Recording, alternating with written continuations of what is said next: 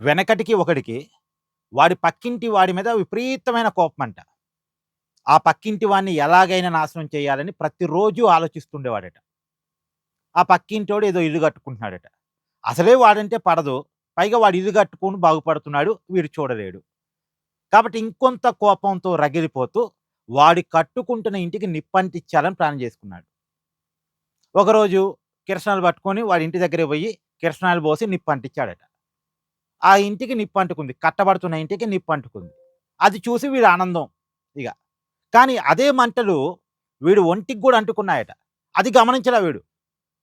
అవతలింటిని నేను తగలబెడుతున్నాను అనే ఆనందంలో వీడున్నాడు తప్ప, అదే మంటలు వీడి ఒంటికి గూడా అంటుకున్నాయన్న విషయాన్ని వీడు గమనించలేదు.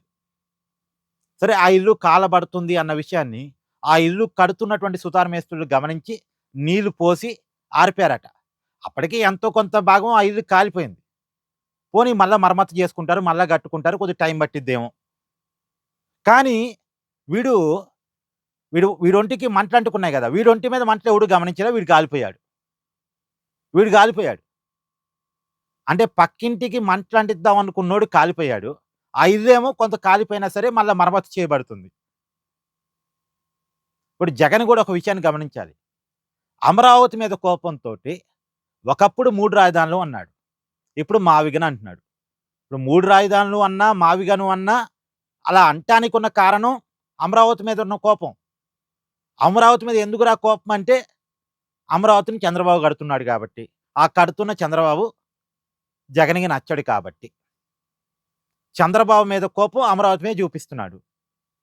ఏది పక్కింటోడి మీద ఉన్న కోపాన్ని పక్కింటోడి వాడు కట్టుకుంటున్న ఇంటి మీద చూపించినట్టు, ఇప్పుడు చంద్రబాబు మీద ఉన్న కోపాన్ని చంద్రబాబు కడుతున్నటువంటి అమరావతి మీద జగన్ చూపిస్తున్నాడు. చూపిస్తూ అమరావతిని నాశనం చేద్దాం అనుకుంటున్నాడు. అందుకని చూడండి ఇప్పుడు మావిగనని ఇప్పటికిప్పుడు నినాదాన్ని ఎందుకు తీసుకొచ్చాడు? మావిగన అనటం ద్వారా ఒక పొలిటికల్ డిస్టర్బెన్స్ క్రియేట్ చేయటానికి, పారిశ్రామికవేత్తలో భయాందోళన క్రియేట్ చేయటానికి, అమరావతిలో పెట్టుబడి పెడదాం అనుకునే వాళ్ళకి భయాందోళన క్రియేట్ చేయటానికి. రేపు జగన్ అనుకోకుండా వస్తే మళ్ళా అమరావతిని పీకి పడేస్తాడు, రాజధానిని మార్చేస్తాడు అనే ఒక భయాందోళన క్రియేట్ అయితే ఎవడు పెట్టుబడి పెట్టడుగా అమరావతిలో. కాబట్టి అమరావతికి పెట్టుబడులు రాకుండా చేయటం కోసం ఇప్పుడు మావిగన అని చెప్పాడు. కానీ ఈ మొత్తం క్రమంలో రాజకీయంగా జగన్ నష్టపోతున్న విషయాన్ని జగన్ గమనించలేకపోతున్నాడు. ఒకప్పుడు 3 రాజధానులని ఎందుకన్నాడు? నిజంగా 3 రాజధానులు కడదామనా? కట్టాడా? కట్టలేదు గదా! ఎందుకన్నాడు ఆ మాట? అమరావతిని డిస్టర్బ్ చేయటం కోసమే. ఇప్పుడు వైజాగ్ పరిపాలనా రాజధాని అన్నాడు. నిజంగా పరిపాలనా రాజధానిగా వైజాగ్‌ని మార్చాడా జగను? మార్చలేదుగా. ఎందుకన్నాడంటే అమరావతిని నాశనం చేయటం కోసం అన్నాడు తప్ప వైజాగ్ మీద ప్రేమ గాదు. వైజాగ్‌ని ఏదో గొప్పగా డెవలప్ చేద్దామని కాదు.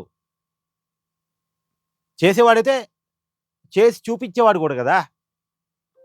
కానీ ఎందుకు అలా ఆ మాట అన్నాడు? అమరావతిని నాశనం చేయటం కోసం, అమరావతికి డెవలప్‌మెంట్ లేకుండా చేయటం కోసం అన్నాడు. కానీ పొలిటికల్‌గా జగన్ నష్టపోయాడా లేదా? మొన్న ఎందుకు 11 సీట్లొచ్చాయి? 2019లో 151 సీట్లొచ్చిన జగన్‌కి మొన్న 11 సీట్లు ఎందుకొచ్చాయి? ఎందుకొచ్చాయంటే జగన్ మీద ఉన్న ప్రధానమైన ముద్ర జగన్‌మోహన్ రెడ్డి అభివృద్ధి వ్యతిరేకి అని. ఆ వ్యతిరేకి అని ముద్ర పడటానికి ప్రధానమైన కారణం రాజధాని లేకుండా రాష్ట్రాన్ని తయారు చేయటం. అమరావతిని డిస్టర్బ్ చేయటం. ఇక్కడ జగన్ పొలిటికల్‌గా చాలా నష్టపోయాడు. జగన్ క్యారెక్టర్ మీద చాలా మచ్చలు పడ్డాయి. దీన్ని జగన్ గమనించలేకపోతున్నాడు. ఇంకా అదే నష్టాన్ని కొనసాగించుకుంటున్నాడు. ఇప్పుడు మావిగన్ అనటం ద్వారా కూడా నేను అమరావతిని ఏదో నాశనం చేయగలుగుతున్నా అని ఫీల్ అవుతున్నాడు తప్ప, తన నాశనం అవుతున్నా అని గమనించలేకపోతున్నాడు. అమరావతికి కొంత నష్టమే జరిగిద్ది. జగన్ స్టేట్‌మెంట్ వల్ల అమరావతికి నష్టం జరిగిద్ది. నేను కూడా ఒప్పుకుంటా. ఎంతో కొంత నష్టం జరిగిద్ది. కానీ ఆ నష్టాన్ని ఒక రోజు కాకపోతే ఓ రోజు పూడ్చుకోగలం. కానీ జగన్‌కి కలుగుతున్న నష్టం ఇప్పుడు 2029లో కూడా వైసీపీ ఓడిపోతే ఇక ఆ పార్టీ బతికి బట్ట కట్టడం కష్టం. ఇప్పుడుకున్న జగన్ లాబింగ్ స్థాయి తగ్గిపోయిద్ది. జగన్ పరపతి తగ్గిపోయిద్ది. జగన్ వెనకాల ఉన్న ఓట్ బ్యాంక్ కూడా వేరే ఆప్షన్స్ వెతుక్కుంటది. జగన్ ఇమేజ్ పడిపోయిన తర్వాత ఇయాల జగన్‌తో ఉన్నోళ్ళు ఎవరు ఉండరు. ఇప్పుడు కూడా చాలా మందికి జగన్‌తో ఉండాలని లేదు. కానీ వేరే ఆప్షన్ లేకుంటున్నారు. కానీ 2029లో కూడా ఓడిపోయిన తర్వాత అవసరమైతే ఆప్షన్ క్రియేట్ అన్నా చేసుకుంటారు గానీ, జగన్ పక్కన మాత్రం ఉండరు. సో, జగన్ గమనించాల్సిందేంటంటే, తను పొలిటికల్‌గా నాశనం అవుతున్నాను. ప్రజల్లో క్రెడిబిలిటీని కోల్పోతున్నాను. ఇప్పుడు జగన్ ఏమనుకుంటున్నాడు, తను ఏం చెప్పినా తరువుపై కొంతమందిని జూసి ఆనందపడుతున్నాడు గానీ, ఆ ఓట్ బ్యాంక్‌తో జగన్ ఎప్పటికీ గెలవలేడు. జగన్ ఏం జెప్పినా సమర్థించే ఒక 20% ఓట్ బ్యాంక్ ఉంటే ఉండొచ్చు గాక. కానీ, ఆ ఓట్ బ్యాంక్‌ని జూసుకొని జగను, ఇగ నేనేం జెప్పినా జనం వింటారు అనుకుంటే, అంతకంటే పొరపాటు, అంతకంటే పిచ్చితనం, అంతకంటే మూర్ఖత్వం ఇంకోటుండదు. సో, జగన్ ఆలోచించుకోవాల్సిందేంటంటే, అమరావతిని నష్టపరుస్తున్నాననుకోకుండా, తనను తాను నష్టపరుచుకుంటున్నా అన్న విషయాన్ని గమనించాలి. ఏమంటారిక్కడ మీరు కామెంట్ జేయండి?